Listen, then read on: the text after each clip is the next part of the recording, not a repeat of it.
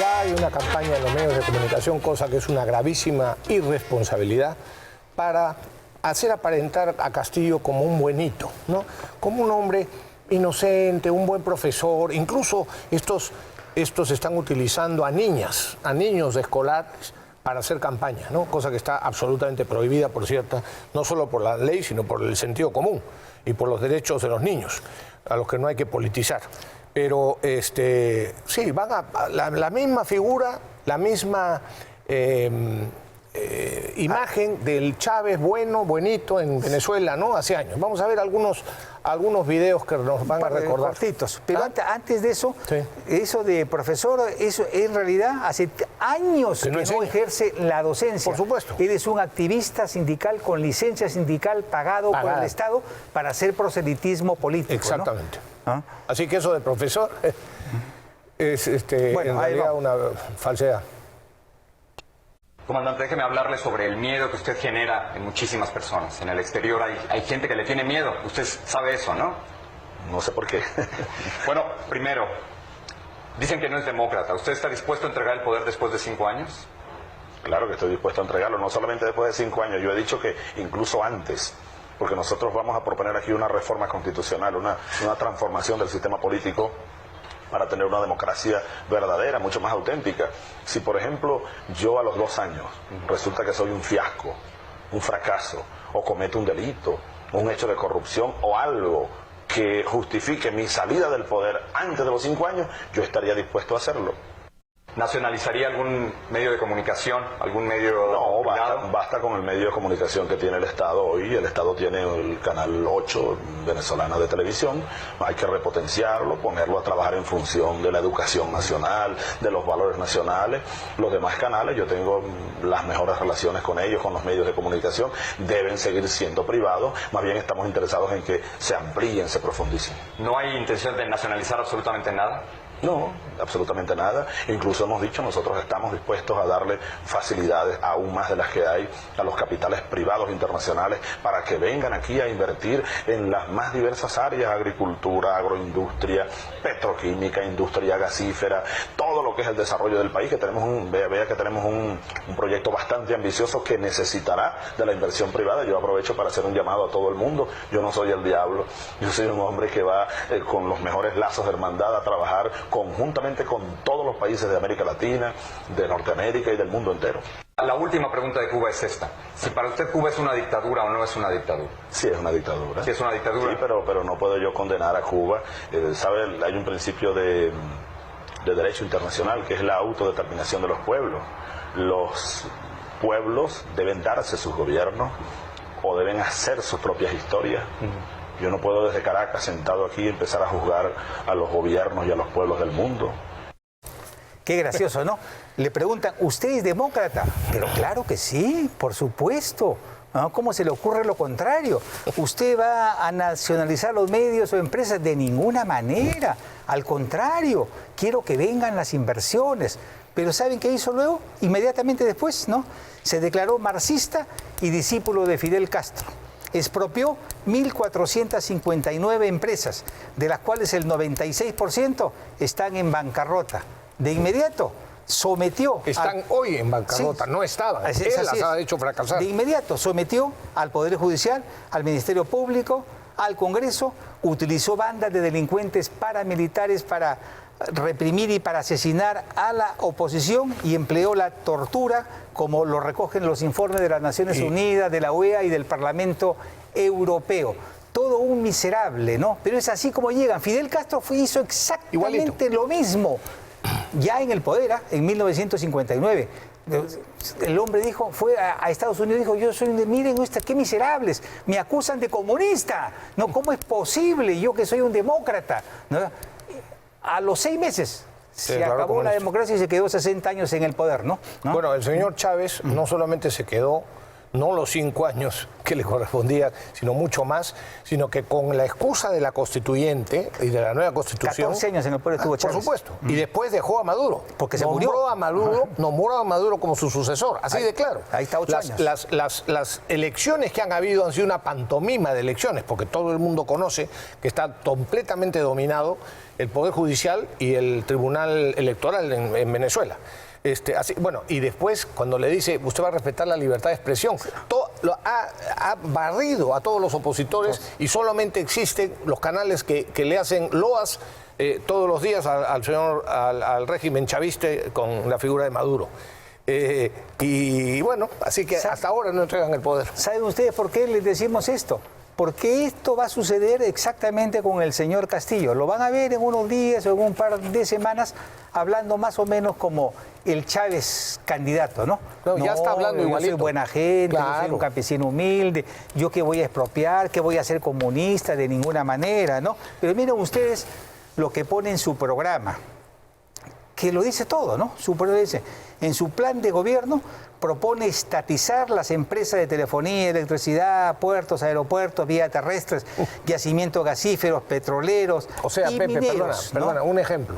O sea, hoy que el Estado no nos puede vacunar, ¿no?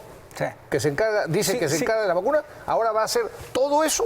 Sí. Va a encargarse el Estado y se lo va a quitar a los privados. Quiere más empresas públicas. O sea, ¿no? ustedes quieren que así como que en todo, en teléfonos, en electricidad, en todo tipo de servicios públicos, sea como el tema de las vacunas hoy día. Pero lo más grave, lo que nos costó reinsertarnos como país en la comunidad económica internacional y ganarnos su respeto, bueno, no le gusta pues a ellos, ¿no? Entonces, aspira el señor Castillo en su plan de gobierno a eliminar los tratados de libre comercio que hemos suscrito con 61 estados, revisar nuestra participación en la Alianza del Pacífico, que es la alianza, una de las alianzas más exitosas del mundo, ¿no? En la Asociación Transpacífico y sin duda en el Foro de Cooperación Económica Asia-Pacífico. ¿Y con qué propósito?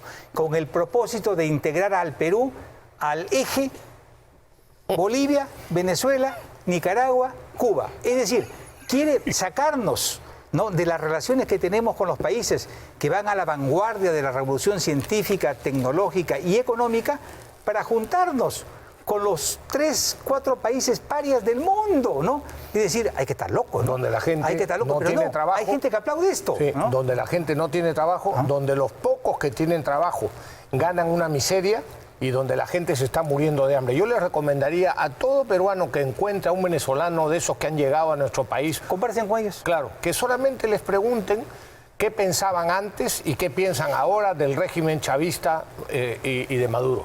Bueno, para que comprendan cómo es muy fácil engañarlos. Hasta aquí el Castillo comunista rojo que ha tenido la hidalguía de decir lo que piensa. Pero ya lo verán. En unos días va a comenzar el cambio. En realidad ya está comenzando, ¿no? Pero vean ustedes qué pasó con Chávez después que hizo las promesas de democracia, libertad, respeto a los derechos humanos, ¿no? Mírenlo ahí, ya. Sí. A ver. El que no iba a expropiar nada. A ver. ¿Y este edificio? Es un edificio que tiene comercio privado de joyería. Expropiese. De acuerdo. Y aquel edificio allá en la esquina, También son edificios que tienen locales comerciales. bueno, miren, me decía Jacqueline ahora, en aquella casita que está allá vivió Bolívar recién casado. Esa casita que se ve ahí con 2 balcones.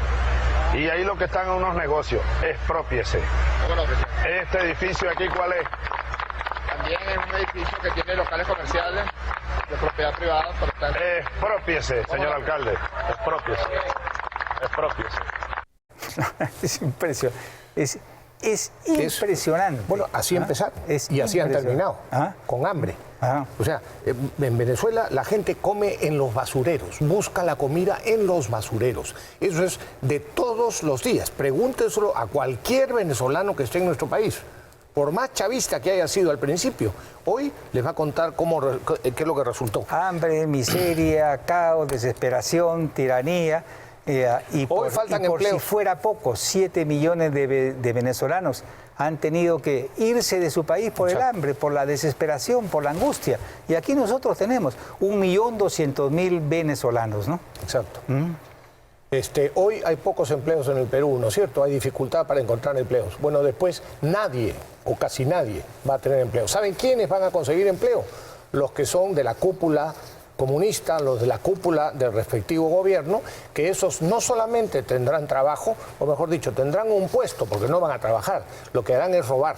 Y entonces se harán multimillonarios, como se han hecho multimillonarios la familia de los Castro, la familia de Chávez y la familia de Maduro. Busquen en las redes sociales y van a encontrar todos los lujos de yates, de automóviles, de propiedades. Propiedades, además, nada menos que en Estados Unidos, el país al que ellos culpan de su situación. Es decir, si los peruanos se dejan engañar por esto, es que se merecen el gobierno que vendría. Antes de ir a la pausa. Ayer se cumplió 2 años de lo que se puede llamar la muerte, el suicidio o el asesinato de Alan García. Ernesto Álvarez Miranda es presidente del Tribunal Constitucional y que no tiene nada que ver con el APRA. Dice, hace 2 años, Alan García prefirió la muerte a la humillación de una prisión preventiva. Pasó el tiempo y aún no conocemos los indicios o pruebas que justifiquen la decisión del fiscal. Y hoy día el señor Rafael López Aliaga se ha comprometido a que se abra una investigación, porque para muchos lo que allí sucedió fue realmente un asesinato. Por supuesto, fue en la práctica un asesinato. Yo quiero, para pasar a la pausa, Pepe, sí. ¿o tienes...? No, solamente quería decir que en la suspensión al señor Vizcarra fue por unanimidad. Sí, sí. Unanimidad. 0 votos, 0 abstenciones. 0 abstenciones. Y 0 votos en contra. Y 0 votos en contra. Incluso los de Somos Perú y sus amados moraditos, sí. ¿no? Nadie se atrevió. No se atrevieron a decir nada, en lo absoluto. Era tan evidente la corrupción de este sinvergüenza. Bueno, a ver, este comandante, hay un comandante que tenemos le estoy pidiendo a la producción el video. Este comandante es el número 509. Un comandante que era chavista, que trabajaba para Chávez, finalmente se dio cuenta de la barbaridad en la que estaba metido y se fugó. Simplemente, digamos así, se fue de Venezuela y entonces declara esto, fíjense. Estábamos allí con motivo de que yo le había dicho al presidente Chávez que quería conversar con él sobre los problemas económicos y financieros que se le avecinaban al país. Y entonces él me dice, pero así con un cinismo enorme, con su cara bien lavada como la de él, y me dice, caramba, usted no ha comprendido la revolución. La revolución se trata de mantener a los pobres pobres, pero con esperanza. Porque los pobres son los que votan por nosotros, los pobres son los que nos dan el poder. Y mientras nosotros hacemos el discurso de la defensa de los pobres, no los podemos sacar a la clase media, porque dejan de ser pobres y pasan a ser nuestros enemigos. Entonces los pobres tienen como destino ser pobres hasta tanto nosotros hagamos la transformación cultural que se requiere en este país. Poesía, porque eso es todo, eso es todo, eso es todo. Así de sinvergüenza son. Pausa y regresamos.